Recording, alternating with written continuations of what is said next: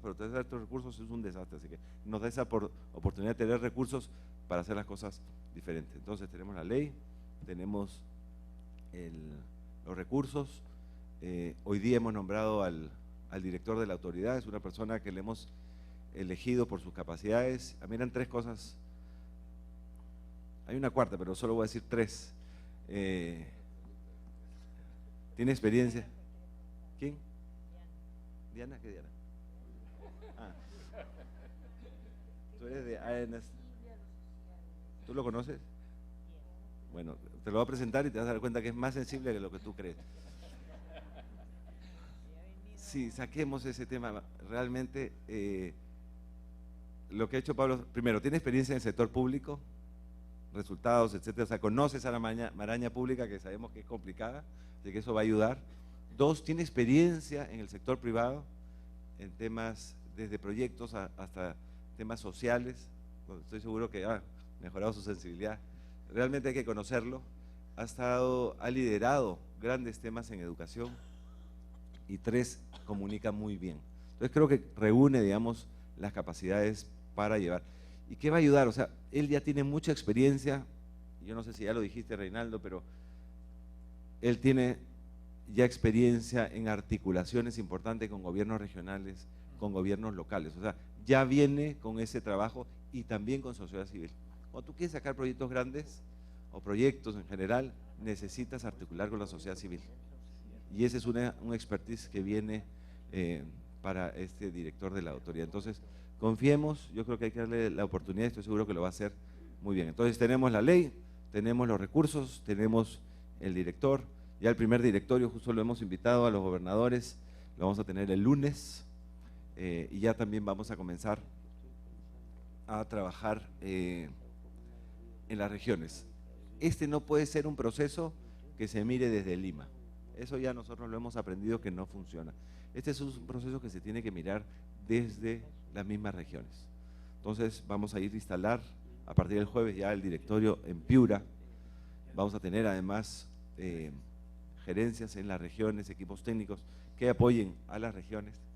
Esto tiene que ser de la mano de las autoridades regionales y locales y también de la mano de la sociedad civil. Entonces vamos a tener una primera reunión en Piura el jueves, después vamos a replicar eso en Chiclayo, en Trujillo. Esto tiene que partir desde las mismas regiones para que tenga realmente una perspectiva de las necesidades que se requieren.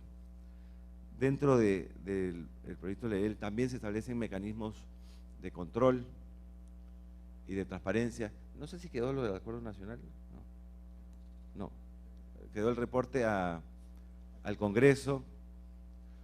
Yo ahí también tenía esa discusión, porque yo siempre digo lo puedo hacer en la mesa, me parece muy bien. Y digo, no tengo que decir que voy a ir al Congreso a informar, porque yo permanente voy al Congreso a informar, voy todas las semanas. Porque es importante informar, explicar. Y ahí está finalmente la representatividad de los partidos políticos que han sido elegidos en el Congreso. Entonces creo que ha quedado una ley bastante bien, creo que tenemos una estructura y creo que además se ha establecido una buena relación con gobiernos regionales y locales, y esperamos que igual con la sociedad civil para realmente hacer un proceso de reconstrucción diferente, un proceso de reconstrucción que realmente integre conceptos de prevención, integre conceptos de preservación del medio ambiente, de los temas culturales. Realmente queremos hacer algo que sea diferente a lo que hemos tenido. Siempre cuento este ejemplo, ¿no? Lamentablemente, y bueno, somos ahora un país más desarrollado definitivamente, hay muchas postas médicas que se destruyeron en el 83, pero se volvieron a construir en el mismo sitio. En el 97 se las llevó, pero se volvió a hacer el mismo sitio y se volvieron a construir y ahora también se las llevó. Entonces realmente tenemos que evitar esas cosas. La ley que trabajamos con el Congreso habla mucho de zonas de alto riesgo y de muy alto riesgo. Son zonas que no pueden ser mitigables, esas zonas no pueden ser utilizadas para ningún caso de, obviamente, instalación de instituciones públicas o de viviendas, etcétera. Va a haber un trabajo muy estrecho en términos de CENEPRED y Ministerio del Ambiente y Agricultura para identificar esas zonas que no pueden ser habitables. Entonces, recién empezamos reconstrucción, pero creo que partimos con con el pie derecho y esperamos con el apoyo del Congreso, de los gobiernos regionales, de la sociedad civil y de las universidades hacer esto bien. Muchas gracias. Un aplauso, pues.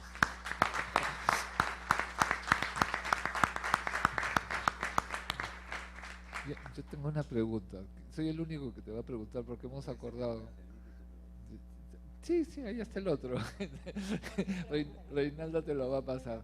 Es para hacer equilibrado el panel porque todos han recibido una pregunta. Fíjate, en el marco de la ley hay una referencia a una herramienta que es el plan. Sin embargo, los términos de referencia, llamémoslo así, de ese plan no son claros en el sentido de lo siguiente. La sensación que hay es que la reconstrucción es un listado de proyectos y de obras. Y la pregunta que algunos nos hacemos es, ¿qué calidad de vida queremos que tengan las personas? ¿Y qué calidad de vida quieren las personas tener? Que es un poco como el punto de partida para definir finalmente qué obras son las sustantivas desde la mirada ciudadana, cómo prioriza la gente, ¿no?, sus demandas. Y de la mano con eso, 20.000 millones de soles, que es lo que estás anunciando, probablemente va a ser la inversión más importante que podamos hacer en los próximos 15 o 20 años para el norte del país, digamos, en un cocacho, ¿no? Entonces la pregunta es, ¿no deberíamos, por ejemplo, hacer de los objetivos de desarrollo sostenible el marco programático de largo plazo, de tal manera que la inversión de hoy tenga ese horizonte de largo plazo y trace una ruta, siente los cimientos, por así decirlo, de ese proceso?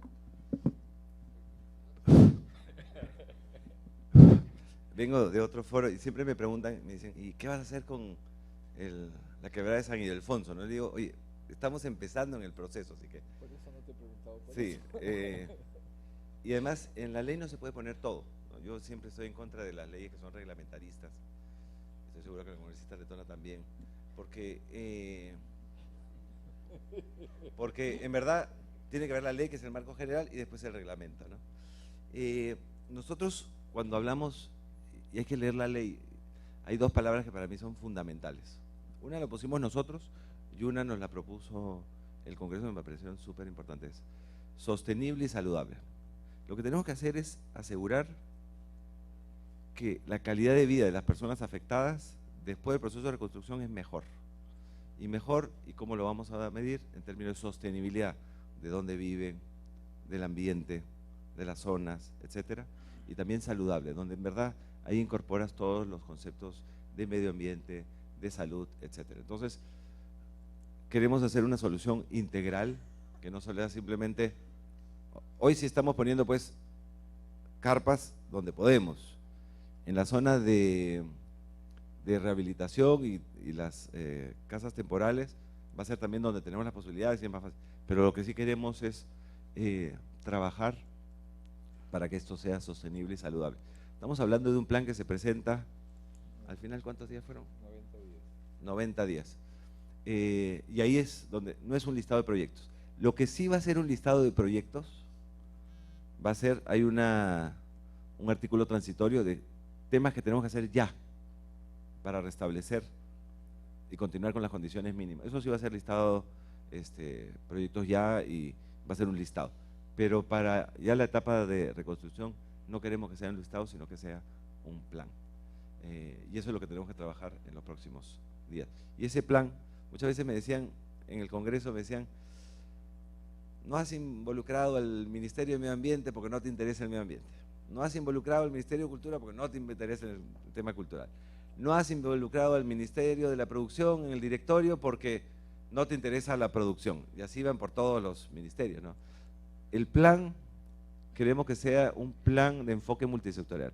Por eso el plan no lo aprueba este directorio de ministros, de 5 ministros, sino lo aprueba el Consejo de Ministros, para que realmente el enfoque sea integral y de cara a que ese ciudadano pueda vivir mejor. Creo que los puntos que están planteados dibujan una estrategia y los asumimos como un compromiso, y un compromiso requiere otro. Y creo que no falto a la verdad si expreso el compromiso de las mesas del norte del país, que como sabes es un espacio mixto con Estado, sociedad civil, de participar activamente en el proceso de reconstrucción, desde lo que es la naturaleza del espacio mixto, ¿no? Que es un mecanismo para concertar esas propuestas de política. Esperamos, hemos tenido un evento en la carpeta, creo que están las orientaciones que hemos compartido, y está la mesa a disposición del Ejecutivo, también está a disposición del Congreso, están los acuerdos parlamentarios, los congresistas de 21 de las regiones del país han suscrito estos compromisos, y creo que tenemos una tarea central. Entonces yo pido un aplauso para Fernando por su presencia y se va con nuestro compromiso.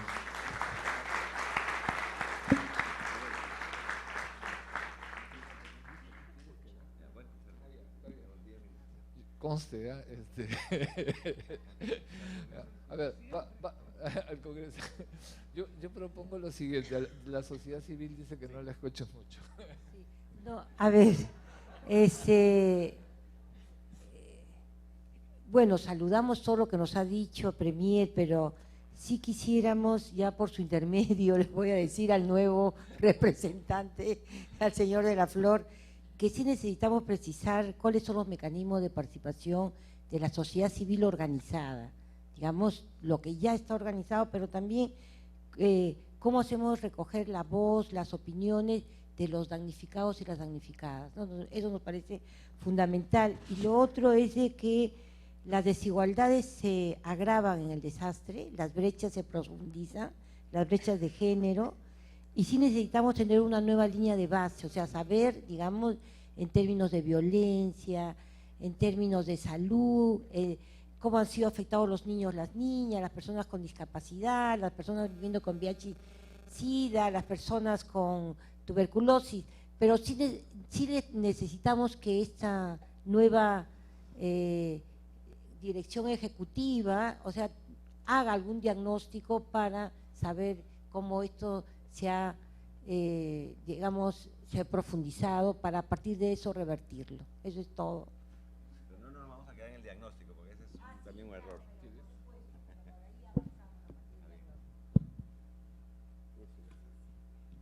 Gracias, Premier. Yo quería comentarle desde el espacio, y efectivamente este Congreso ha tenido y siempre tendrá una actitud dialogante con el Ejecutivo. Creo que es un tema importante, podemos discrepar, pero el diálogo genera consenso. Y acá hay 3 temas que me gustaría resaltar. En coordinación con la Defensoría del Pueblo, hemos presentado un proyecto de ley que le da a este proceso de reconstrucción un enfoque de derechos humanos. Y un enfoque de derechos humanos pensando justo en los temas que hoy hemos hablado, de no hablar solamente de una reconstrucción de infraestructura, sino una reconstrucción de vidas, y de encauzar esta reconstrucción hacia la sostenibilidad y vidas saludables, como mencionaba el Premier. Ustedes saben que hay un mecanismo de participación, la ley está colgada en el portal web, vamos a tener una etapa de debate, de reflexión, donde la sociedad civil organizada a la que se refiere Diana puede aportar. Y un segundo tema también, que es que ya se ha aprobado una ley de voluntariado, además de que se vienen tramitando una serie de iniciativas para el tema de donaciones y justamente de cómo legitimamos a la sociedad civil frente a procesos que, como lo ha dicho Max, son realmente traumáticos, y cómo la experiencia de la sociedad civil puede ser canalizada. Yo he recibido lo que Fico mencionó respecto a estas 21 regiones donde ha habido colegas míos. Y creo que el tercer punto, que finalmente es lo que hoy nos lleva a hacer reflexiones, es la necesidad de, en procesos tan duros, evitar que esa posta se construya en el mismo sitio, o evitar que el gobernador tenga que ser más o menos la figura de la bisagra entre los niveles de gobierno. Es que nosotros tenemos que generar en estos diálogos, analizar en estos diálogos la evidencia académica, la evidencia científica, para hacer política pública. Porque lo que estamos sintiendo es que, como señalaba Diana, la línea base, el INEI ha participado, Ya sabíamos que había brechas de infraestructura, brechas en cuanto a las mediciones multidimensionales de la pobreza, no solamente la pobreza económica. Y creo que ahí es donde tenemos que mirar que ha funcionado. O sea, no se trata tampoco de que nosotros pretendamos en este proceso realizar estos estudios, sino ver qué nos muestra la evidencia académica. La Pacífico ha desarrollado mucha información sobre mecanismos que pueden ser adecuados a nuestra realidad respecto a la atención de este tipo de tragedias de alcance nacional. Y ahí es donde el diálogo tiene que ser constante. La política pública no se da y punto, la política pública tiene que medirse. Y ahí el CEPLAN, y esa es una recomendación OCDE que está ahí flotando, el CEPLAN tiene un rol importantísimo. Hay que medir la política pública para poderla corregir. Si nosotros no medimos la política, no tenemos indicadores, no podemos corregir la política pública, seguiremos construyendo en las mismas zonas a las que hacía referencia el Premier. Gracias.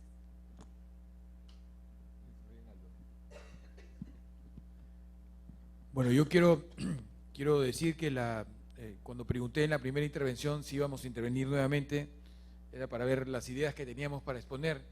Yo creo que las ideas que tenía que exponer lo ha hecho de manera muy clara el Premier, que lo que nos ha dicho básicamente es un plan de acción, en resumen, de algo que es muy importante, que es la reconstrucción del país.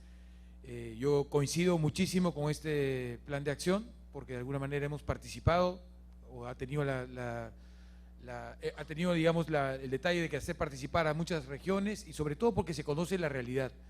Yo sí, de todas maneras, no quiero quedarme con esos 5 puntos que los puse para resaltar, y el primero es que se ha tocado también, ¿no?, que es la planificación que no existe, o que no ha existido en el país. No es la planificación de Piura, o de Lambayeque, o de La Libertad, es la planificación que en el Perú, en general, no ha existido en los últimos años. No existe planificación. Prueba de ello es que la vulnerabilidad, es un país vulnerable, no solamente a lo que ha sido ahora este niño costero, sino a muchas otras cosas más, a un sismo, a un tsunami. Es un país vulnerable. Entonces, esta planificación tiene que tomarla en serio. Y el gobierno ahora, con este caso que está ahora, como dicen, caliente, creo que es la manera de pensar cómo va a hacer las cosas bien, ¿no? Escuchaba en la mañana al presidente de la República, decía, los pilones de los puentes no deben ser cuadrados, sino redondos. Entonces, ya comencemos a pensar realmente en reducir vulnerabilidad. Creo que eso es vital para poder tener un país, como dice esta mesa, después de la emergencia, que desarrollo sostenible significa menos vulnerable, ¿no?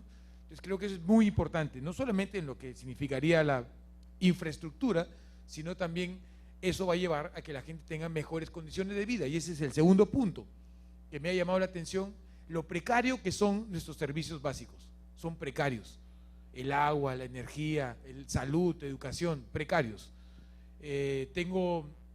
Pasó el río cuando se sale, rompe una tubería de 3 pulgadas, voy siguiendo la tubería de 3 pulgadas, tiene más o menos 15 kilómetros desde un pozo de agua y le da agua a 10.000 personas, 15.000 personas. Se rompe el tubo de 3 pulgadas y 15.000 personas no tienen agua.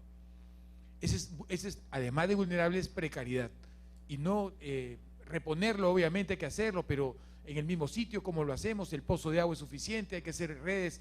Es decir, tenemos que trabajar bastante en los servicios básicos que no pueden ser, vuelvo a decir, vulnerables también para mejores condiciones de vida de las personas. Definitivamente, educación, o como dijo el Premier, el puesto de salud en el mismo sitio, o no tener medicina rápido. El tercer punto rápidamente es lo que se habló, la economía. La economía regional, coincidimos perfectamente, hay que tener la conductividad, se tiene que recuperar rápidamente para poder esta conectividad hacer que los negocios comiencen a fluir, pero también que es más importante es la economía familiar. Cuando decíamos que emergencia no termina, es que el último paso es cuando se inserta a las personas afectadas a la vida común que tenían o la vida normal. Esta inserción, después de todo el trauma que han pasado, tiene que ser en la parte económica, ¿no? Entonces, ahí hay otros países en donde hay un bono que se le da a una familia para tener o poder acceder. Y eso lo explico porque yo caminaba por la zona donde hay un caserío, por ejemplo, que está enterrado. Estamos desenterrando el caserío con la maquinaria para poder la gente entrar a su casa y poder recuperar su casa. Y yo estaba hablando con ellos y primero no se les paga por recuperar la casa. Podría ser un incentivo de trabajo temporal que ellos recuperan la vivienda o el pueblo y ganan un dinero. ¿Por qué? Porque dentro de la casa no hay cama, no hay colchón, no hay plato, no hay vaso, no hay cuchara, no hay nada. O sea, han perdido todo. ¿Cómo esa persona recupera la casa y va a comenzar a tener su vida normal? Tiene que comprar cosas, tiene que comprar ropa, tiene que comprar las cosas básicas. Entonces, esto, por ejemplo, estoy seguro que con un bono o con una forma de trabajo temporal que gane un dinero, puede comenzar a mantener ya a su familia y reinsertarla a lo que tenía antes. Es decir, este tema es muy importante en la rehabilitación, que creo que es lo que quieren decir la mesa y que hay que tomarlo en cuenta también. Lo han hecho otros países, me hablaba en Colombia que le daban un bono, o en el terremoto de Ecuador a cada familia se le dio creo que un sueldo mínimo, me parece, por 2 o 3 meses para poder recuperar esta precaria situación que tenía antes, ¿no? Pero recuperación, eso es bien importante. Luego, el punto es prevención, ya lo dije, profesionalismo. Una de las cosas que me ha sorprendido, y es que es así, es defensa civil. Defensa civil a nivel nacional tiene muy buenas personas, se cuida mucho, pero defensa civil a gobiernos locales no existe.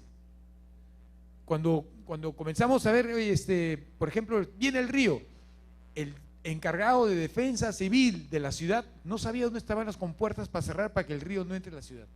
¿Por qué? Porque lo acaban de nombrar hace un mes. Y claro,